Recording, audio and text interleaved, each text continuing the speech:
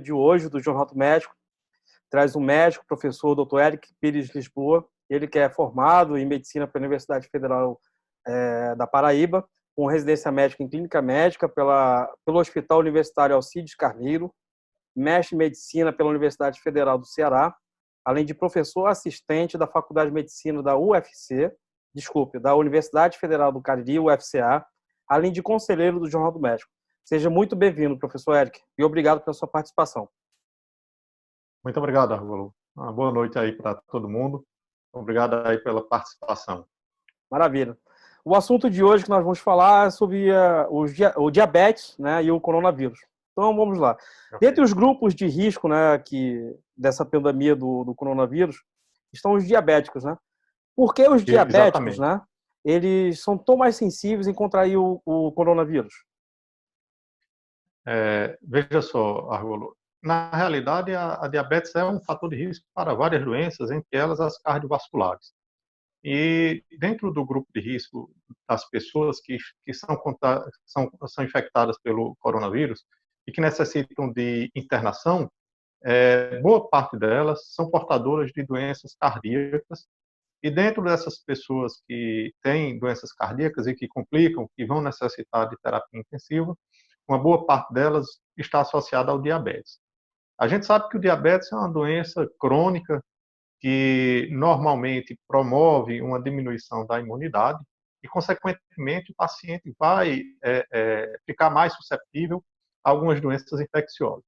Tanto que é recomendação da Sociedade Brasileira de Diabetes que todo paciente diabético ele tenha um esquema vacinal adequado, né, mantenha-se protegido, porque realmente a suscetibilidade a infecções é muito maior.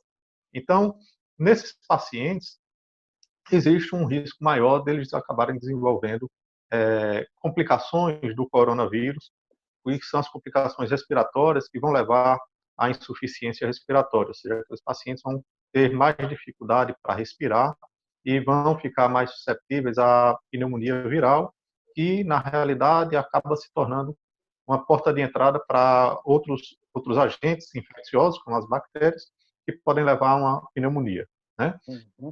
Normalmente, nesses pacientes, a evolução desse quadro respiratório costuma ser mais rápido, né, mais imediato, geralmente durando em torno de 24 a 48 horas. Então, é muito importante que esses pacientes que cheguem ao atendimento médico na atenção primária, por exemplo, eles informem que na realidade, são diabéticos, porque caso eles não tenham sintomas, a recomendação do Ministério é que permaneçam em casa, né, em observação e em isolamento, né, o isolamento social. No entanto, se houver uma piora, é importante que eles procurem, de modo mais imediato, a emergência hospitalar, porque nesses casos há uma necessidade realmente de internação e esses pacientes necessitam de tratamento mais efetivo e mais imediato. Perfeito, perfeito. Esse risco de complicações para os diabéticos, né? Quando eles têm um controle melhor, né, um acompanhamento melhor da diabetes, o risco de ser contaminado, ele tende a ser menor, né? Agora, isso se refere tanto para o diabético do tipo 1, do tipo 2? Há alguma diferença em relação a isso? A pergunta muito bem feita, e realmente é o seguinte: o paciente diabético, mesmo ele controlado, ele tem um fator de risco maior de desenvolver uma infecção do que a população comum, mesmo ele bem controlado.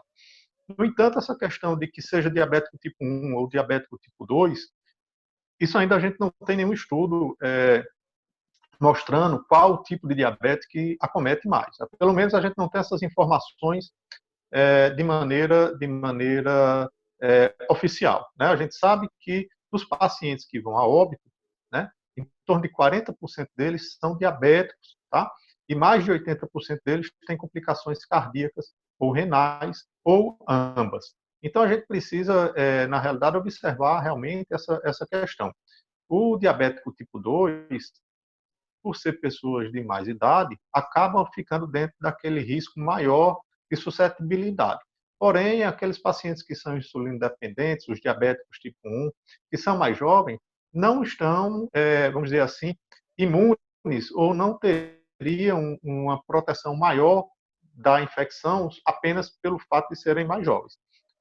O diabetes tipo 1 também tem uma redução de imunidade que está relacionada diretamente à questão do controle glicêmico. Dentro do controle glicêmico, existe um fator que hoje é muito debatido e muito estudado na diabetes, que se chama variabilidade glicêmica. O que significa isso?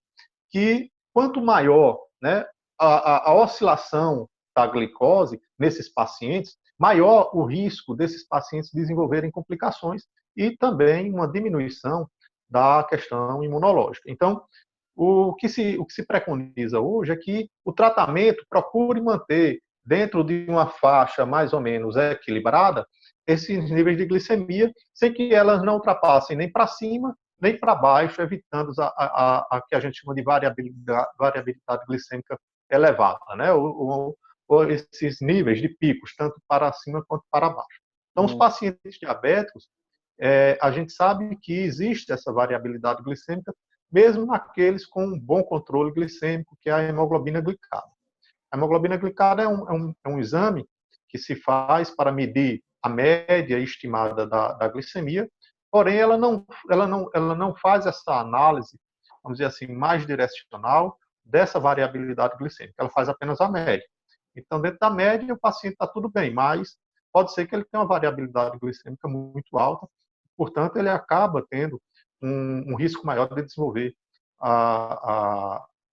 ter uma suscetibilidade, aliás, para infecções. Perfeito, perfeito. O senhor falou da questão imunológica, né? Ouve-se muito falar por aí de reforçar a imunidade e tal. Entre os cuidados que os diabéticos devem tomar, será que se de repente ele fizer um tratamento para poder aumentar a imunidade, seria recomendável para ele? Olha, Rulo, inclusive isso saiu recentemente aí algumas notificações de alguns colegas divulgando em redes sociais essa questão de terapias de reforço do sistema imunológico. É importante que fique claro para toda a população, para todos que estão assistindo, né, que não existe esse tipo de terapia, né, de reforçar o sistema imunológico, tá certo? O sistema imunológico, ele é inato. Você nasce com esse sistema, desenvolve esse sistema, tá certo? E o que você pode fazer para evitar ter infecções? Na realidade, o que se recomenda são as imunizações.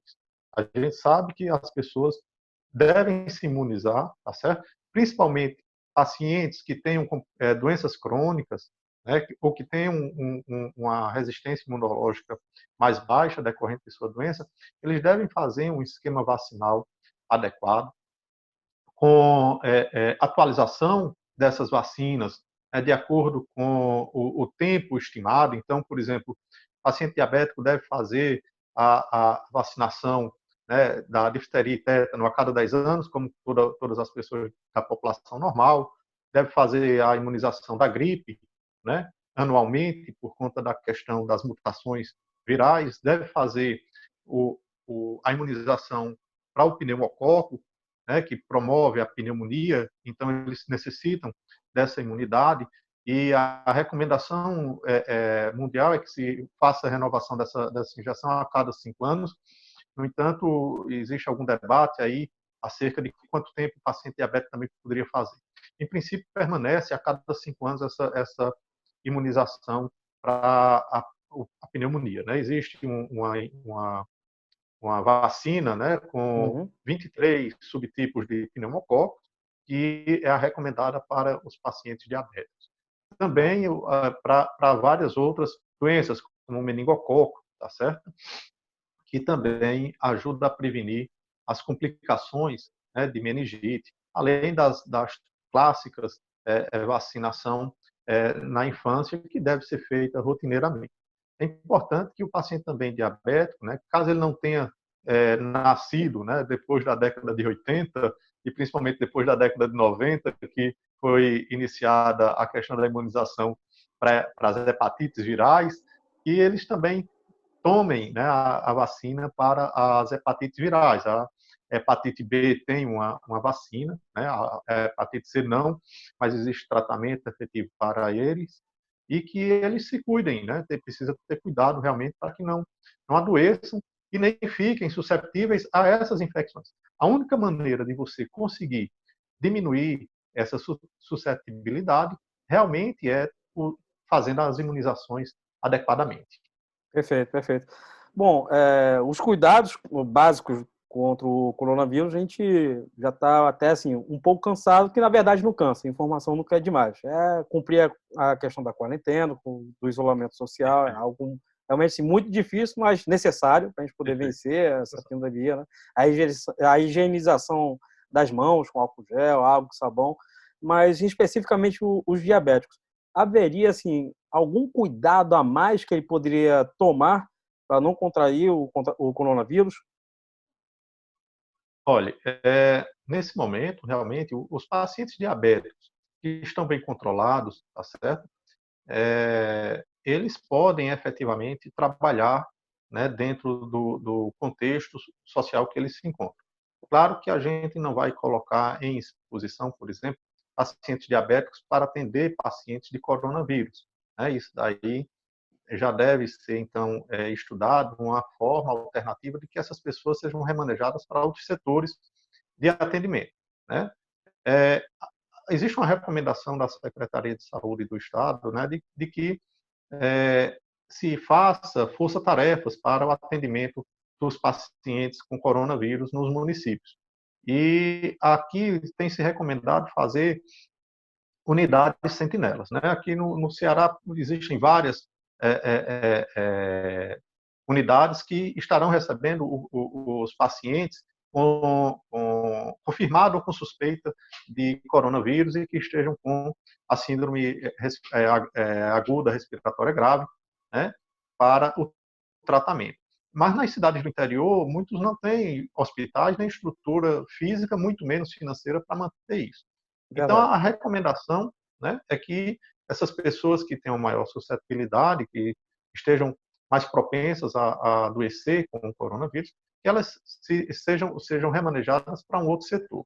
E que se crie as unidades sentinelas, né? Então, no interior, a recomendação é que se faça isso, crie unidades sentinela, onde essas unidades sentinela teriam uma equipe de saúde treinada para o atendimento dessas pessoas de modo mais imediato e emergencial, diminuindo a sobrecarga hospitalar, né, das emergências hospitalares aqui no interior, facilitando, então, assim, um atendimento àquelas pessoas sintomáticas, né, suspeitas, e agilizando também outros exames e confirmação da infecção, além também de poder iniciar o tratamento para essas pessoas, não apenas sintomáticos, né, Claro. mas alguns têm protocolos para fazer o tratamento antiviral, né, com medicações antivirais, além não vou falar aqui que sim nem que não, Certo. mas essa outra medicação antimalárica que está sendo estudada para o coronavírus e que tem trazido aí alguns resultados interessantes com respostas satisfatórias, positivas para o tratamento do coronavírus. No entanto, ainda os estudos randomizados, os estudos controlados, ainda são de pouca quantidade de pessoas, né? O último artigo saiu exatamente ontem à noite na New England, mostrando um grupo de 40 pessoas que teve uma resposta adequada com esse antimalário. Tá? Então, talvez seja uma alternativa também para o tratamento. Na questão da gente, do nosso país, o Brasil disponibilizou, né, essa droga antimalárica como opção terapêutica nos pacientes graves, então eles deverão receber essas medicações caso estejam internados e necessitem de suporte ventilatório, ou então necessitem de internação em terapia intensiva. Perfeito, perfeito. Bom, professor, a gente está chegando aqui ao fim do nosso programa. Muitíssimo obrigado por ter participado. Deixo um espaço aberto para o senhor poder fazer as considerações finais. Ok. Bom, Argolo, eu quero agradecer mais uma vez o seu convite, honroso para fazer parte desse webinar e convocar, né, toda a população, não só as pessoas com diabetes, não só os pacientes diabéticos, mas toda a população a se mobilizar, né, respeitar o período de quarentena. É importante dizer para vocês que recentemente também saiu um estudo mostrando que esse vírus, na realidade, consegue permanecer por mais tempo também em temperaturas elevadas, o que não se considerava isso no início, logo que foi descoberto há 3 meses atrás. Acreditava-se que ele só conseguia propagar-se a partir de temperaturas mais frias, em clima temperado, e isso parece não ser verdade, né? Então, é importante que a gente mantenha-se em quarentena, em isolamento social. É importante também que aqueles que possam trabalhar, né, vão trabalhar de maneira responsável. Os profissionais de saúde devem estar equipados com EPIs, que são os equipamentos pessoais, individuais, né, de proteção individual, e que eles possam atender a nossa população que necessita. E eu recomendo a vocês também que mantenham-se realmente em isolamento social, pelo menos até o final de maio, porque, na realidade, a onda de transmissibilidade do vírus na nossa região ainda não é agora, né? Agora ela tá muito elevada na região sudeste, né, e na região sul, mas Fortaleza é um ponto fora da linha, mas lembrar para todos que, na realidade, o vírus vai começar a se propagar de maneira mais rápida e mais difusamente na nossa região, já a partir da segunda semana de abril, ou seja, depois da Semana Santa, na realidade. Então, a gente precisaria um pouco mais de isolamento social, tá certo? E esse lockdown que o pessoal fala, né, que é o isolamento horizontal, ou seja, todo mundo parado em casa e permanecer realmente em quarentena. E essa quarentena, é claro que vai ser modulada de acordo com cada região. Eu acredito que aqui na região Nordeste a gente vai ficar ainda um pouco mais em isolamento social, não em uma quarentena total, mas no isolamento social a partir já da próxima semana, né? No final da próxima semana. Então, eu espero que todos possam, né, colaborar de alguma forma para ajudar a diminuir a velocidade de propagação desse vírus. Exatamente, é muito importante realmente todos tenham essa consciência de cumprir com a quarentena. Bom, professor, mais uma vez, muito obrigado. Assim nós vamos encerrando o webinário do Jornal do Médico, excelência e credibilidade auditorial. Agradecemos a sua participação, professor Eric. Agradecemos também a audiência do nosso público. E para poder ter mais conteúdos do Jornal do Médico, pode acessar o nosso blog, jornaldomédico.com.br, e aproveite a nossa newsletter. Até o próximo webinário. Muito obrigado.